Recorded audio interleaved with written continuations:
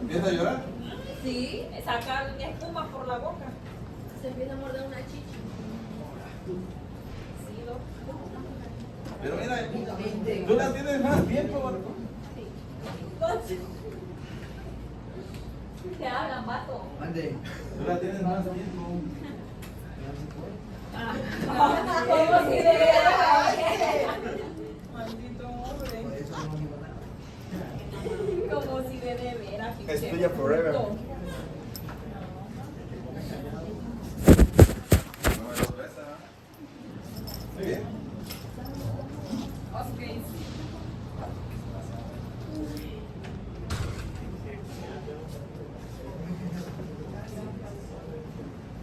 Traumatic brain injury. ¿Qué es?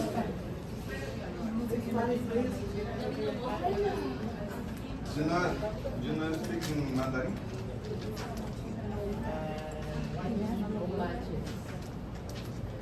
¿Eh? Vamos a hablar del traumatismo craneoencefálico. Alberto.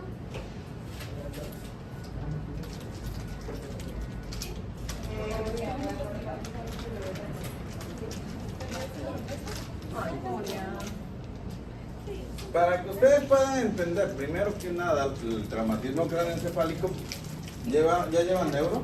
Ya. Excelente. Ya deben de entender la fisiología normal del cerebro. Por lo tal, vamos a irnos un poquito más rápido. Dime, ¿qué es la presión de transfusión cerebral? Normal. Ya, no hay que seguir. ¿Te pusiste doble punto? Doble punto.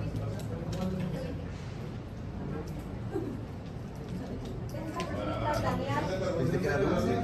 Son chicles de 50 pulsera. Pero sí es De dulce. 60 a 80. 70, ok, algunos autores, 60-80 milímetros de mercurio. Muy bien. ¿Cuál es la que? De la Presión de perfusión cerebral. Ok. La presión de perfusión cerebral está determinada por la presión arterial media menos la presión intracraneal. ¿Qué es la presión intracraneal? La presión que se ejerce dentro de Esa sí es de intensidad de Ok, no, es de 5 a 15 milímetros de mercurio. Más arriba de 15, cuánto? Porque nos enseñan que hasta 20. más arriba de 15, o llegando por 20 o igual a 20 más, se considera hipertensión intracraneal. La primera de presión de cuánto? perfusión cerebral La primera de cuánto? de 60 a 80 milímetros de mercurio. En el examen. Determinada por la que dijo. Por la presión arterial media menos la presión intracraneal. La presión intracraneal está dada La por... presión de perfusión cerebral es de 60 a 80. Está determinada Pero todo eso se supone que ya se lo deben de por saber. presión arterial. Nada más media estamos recordándolo menos para que puedan la entender. presión intracraneal. La presión intracraneal está determinada por la masa encefálica, el líquido cefalorraquídeo y lo que es la sangre o el sistema vascular cerebral, la cantidad de sangre que hay dentro del cerebro, que es un espacio rígido, no distendible, y por lo tal genera esa presión, considerada en la que se conoce como teoría de Kelly-Monroe, que me imagino que ya se la explicaron. No.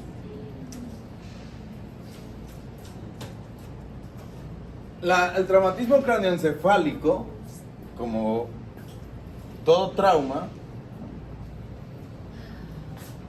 es una de las causas muy comunes por las que acuden los pacientes a los servicios de urgencia. De hecho, me atrevo a decirlo, en base a mi experiencia personal, que es el traumatismo más común que tenemos en el servicio de urgencia, por lo que acuden los pacientes. Es muy común en personas mayores de 60 años por caída de su plano de sustentación, que es la causa más común en el 80% de los casos, ¿no? Y en los niños, sobre todo aquellos que se le caen de la cama. Afortunadamente, o de la mano. Afortunadamente, la gran mayoría de los traumatismos craneoencefálicos son leves. Por eso aquí dice que el trauma craneal oscila entre 200 a 300 casos por cada 100.000 habitantes. El trauma de tórax, el trauma de abdomen es común relativamente, pero este es muy común por las caídas. Paciente que se cae normalmente se golpea la cabeza, aunque se pueda golpear otra cosa, lo que más daño le causa es a nivel craneal, ¿no? Una caída de tu plano de sustentación muy difícilmente te va a causar una lesión severa a nivel de abdomen o a nivel de tórax, pero todos esos pacientes van a recibir un trauma craneoencefálico. Y como todo trauma puede ser cerrado, que es el más común, es el que más vemos, y el abierto, que ese sí es raro, y que lógicamente tiene que ver con la integridad del cráneo, de la bóveda craneal. Cuando hablamos de abierto es porque hay una herida penetrante a nivel del cráneo. Aquí el más común es por arma de fuego. En Guerrero es el más común. Claro que sí han llegado con pacientes con picayelo. ¿Cómo? Que han llegado los pacientes con picayelo. Ay, Pero son muy raros.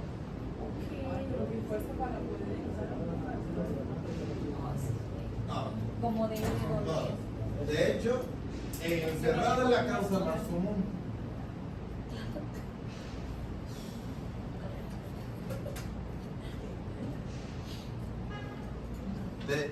¿Por qué decimos que es cerrado?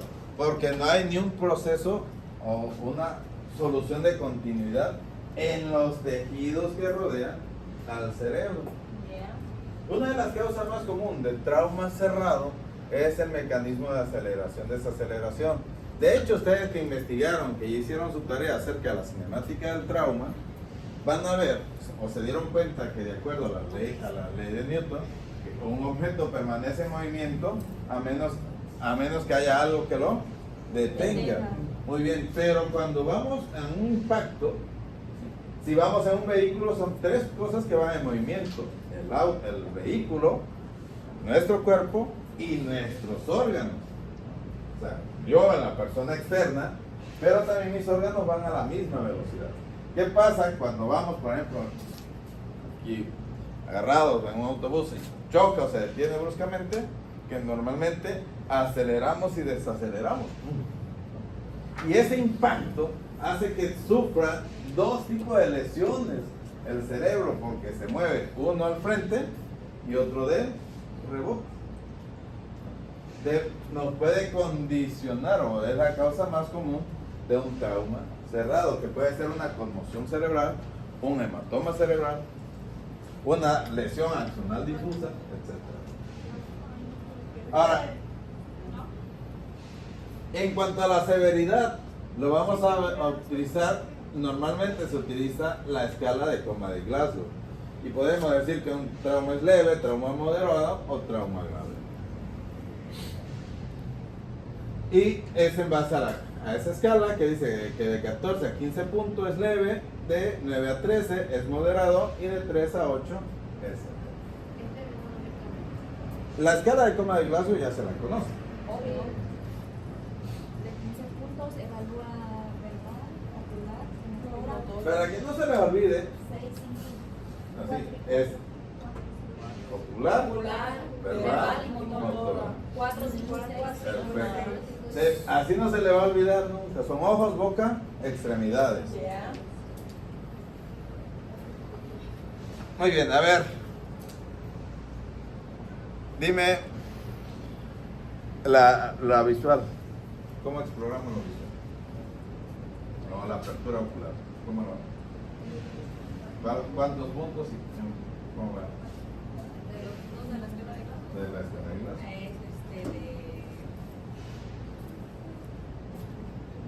A ver. Era espontánea, verbal, ¿Cuántos puntos me da cada uno? 4. Por eso, vela describiendo. A ver, visual era el espontáneo.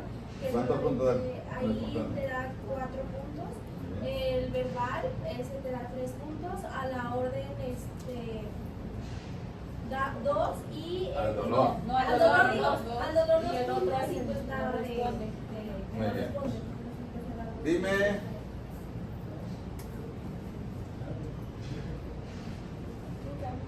Dímelo verbal.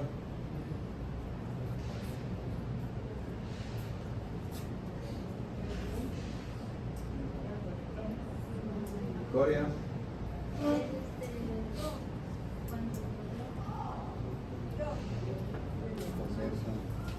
Es 5 es orientado, 4 es desorientado, el 3 son palabras inapropiadas, el 2 son sonidos inapropiados y el 1 Sonidos incomprensibles. y el 1 es que no Muy responde. bien. ¿Qué son palabras inapropiadas? ¿Qué le Le preguntas algo y te dice, ¿cómo te llaman? Yo no necesariamente groserías, sino que por ejemplo no vaya acorde a la Ok, que no vaya acorde a la pregunta. ¿Y entonces qué sería desorientado? que no sabe dónde está. Hola, buenas tardes, ¿a dónde está? tiempo, lugar y persona. Que no está hablando, pero que como no recuerda las palabras. Excelente. Felicite al doctor Andraca, por favor. ¿Qué son los queremos sonidos este- incomprensibles?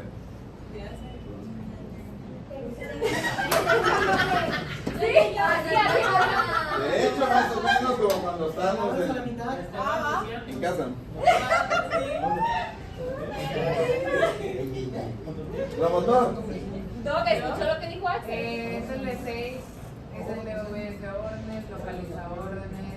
Localiza orden. El dolor, No, perdón, obedece órdenes, localiza el dolor. Retira. No, falta una antes de esa. ¿No? ¿Sí?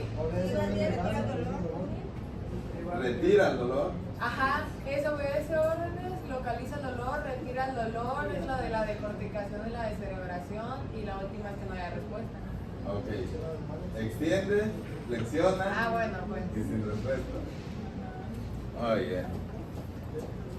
Esta escala no la vamos a utilizar para terminar la gravedad.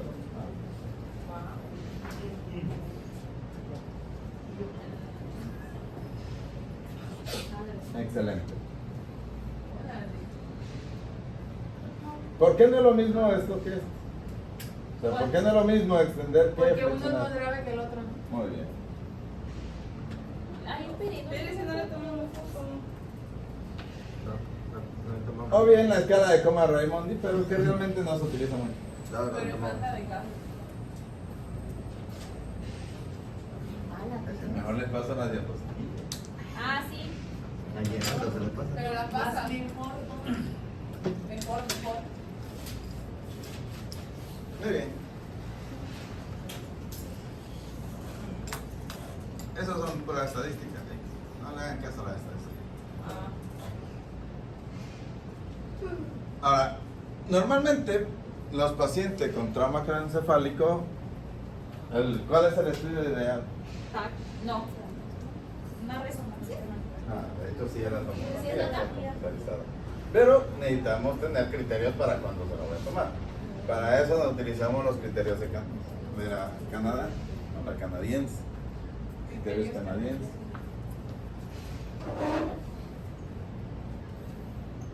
Aquí es muy importante determinar por qué es importante la escala de Funaicos.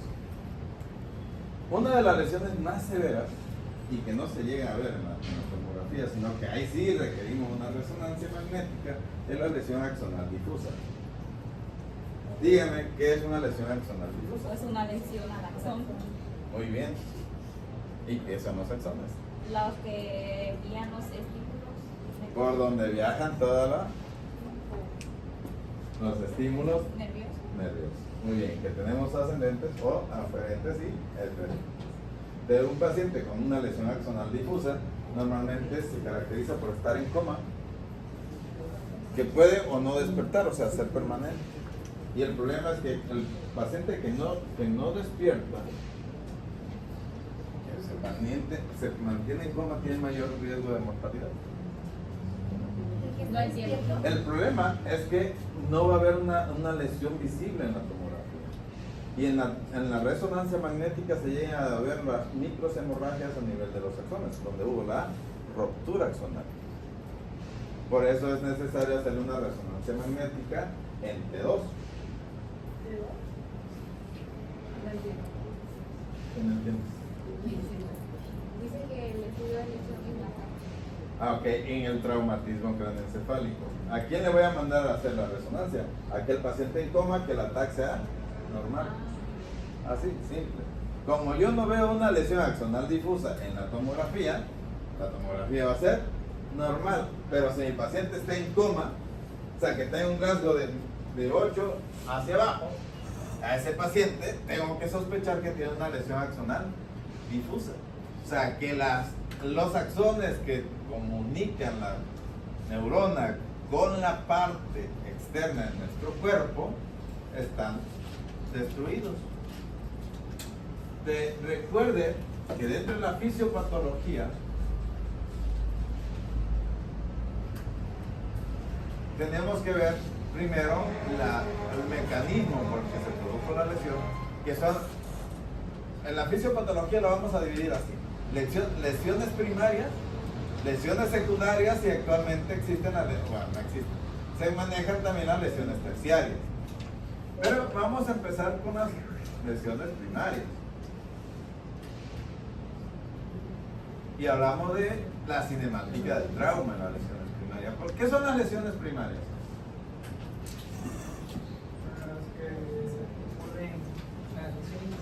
Son aquellas lesiones que se producen por la característica del trauma. O sea, esas que no se pueden prevenir, sino que ya se producen directamente por el trauma. ¿Cuáles podemos prevenir? Pues las lesiones secundarias.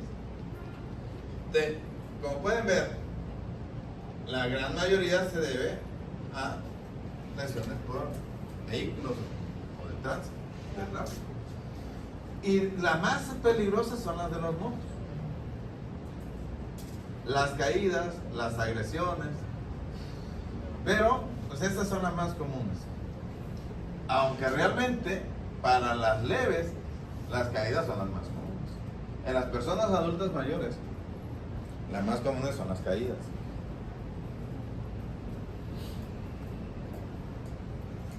¿Por qué? Porque son las personas que se levantan del baño y se caen solitos.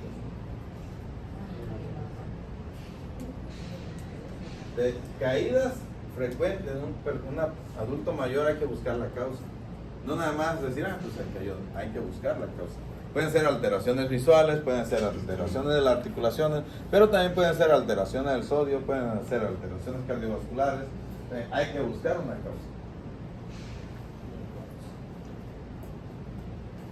Las de tráfico, pues lógicamente son más fatales que las propias caídas. Y aquí vienen las lesiones. Daño primero, lesión primaria, lesión secundaria y el daño terciario.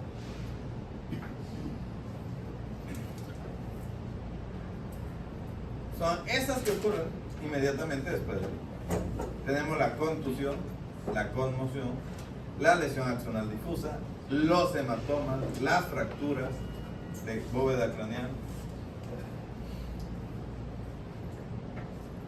Y estas son, como dice aquí, no son evitables, así que no se pueden prevenir. Y son lo que vamos a buscar en las tomografías. Estas lesiones son las que vamos a buscar en los estudios de imagen. ¿Qué es lo que quiero saber de mi paciente con trauma? Pues si no tiene una hemorragia, si no tiene una fractura de bóveda craneal, si no hay una hernia, lógicamente, pero eso ya sería secundario. Pero entonces, esas lesiones primarias me van a orientar más o menos el daño estructural que pueda tener el cerebro y que me va a llevar a este daño. Como la hipoxemia, la hipotensión por politraumatismo asociado, la hipertensión intracraneal y herniación cerebral. Y aquí tiene que ver ahora sí con el manejo médico, o sea, cómo podemos apoyar al paciente para prevenir estas lesiones. ¿Qué tanto daño tuvo estructural en la lesión primaria? ¿Cómo puedo hacer para mejorar ese daño y disminuir el riesgo de una lesión secundaria? Y tiene que ver ahora sí con la teoría de Kelly-Monroe. La teoría de Kelly-Monroe nos dice que el cerebro está en equilibrio entre la masa encefálica, el líquido cefalorraquídeo y la sangre. Cualquier componente que se disregule o se altere, me va a incrementar la presión intracraneal y por lo tal me va a disminuir la presión de perfusión cerebral, porque recuerden que es la PAN menos la PIC. Y entonces, al incrementar la PIC, se disminuye la presión de perfusión y me va a condicionar hipoxemia cerebral. Y el problema es que esas neuronas que ya están lesionadas, que están hiperexcitadas por el ingreso de calcio, ¿qué le va a pasar si están hipóxicas? Así es, va a incrementar el riesgo de mortalidad o de lesión. Y entonces puedo tener un hematoma en una zona determinada e isquemia en la zona circundante. Entonces voy a tener más muerte neuronal. Y al haber más muerte neuronal, más daño a nivel cerebral, que me va a condicionar una alteración irreversible de ese paciente. Si vive, va a quedar con muchas secuelas. Entonces, la obligación del médico de urgencia es prevenir el daño secundario neuronal. Como somos los de primer contacto médico, la parte del hematoma, la parte de la fractura ya no la puedo prevenir, o sea, ya no la puedo quitar, por decirlo así. El daño de impacto ya no se puede quitar, pero sí puedo prevenir el edema cerebral, la hipoxia cerebral y tratar de disminuir las complicaciones a nivel cerebral. Voy a evitar la herniación cerebral disminuyendo el edema cerebral. Voy a evitar la hipoxia manteniendo una buena perfusión cerebral. O sea, voy a tratar de disminuir la presión intracraneal, pero a la vez mantener una buena presión arterial que mantenga una presión de perfusión cerebral adecuada. Es una presión arterial media normal para mantener una presión de perfusión cerebral. Muchas veces no puedo disminuir la PIC porque no la puedo medir, a menos no en los hospitales de segundo nivel.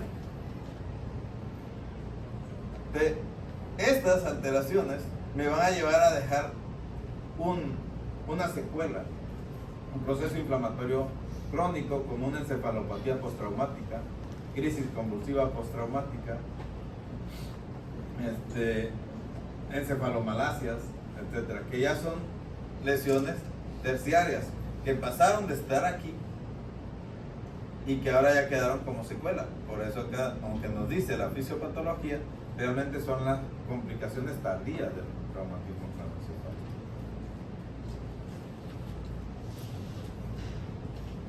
Ahora, tenemos varios tipos en la fisiopatología. Podemos tener una ¿cómo se llama? Degeneración guayeriana, que se conoce, una alteración por hiperexcitación del glutamato y del calcio. ¿Qué es una degeneración guayeriana? Ya, me imagino que ya lo vieron. No, eso sí. No. Se lo dejo.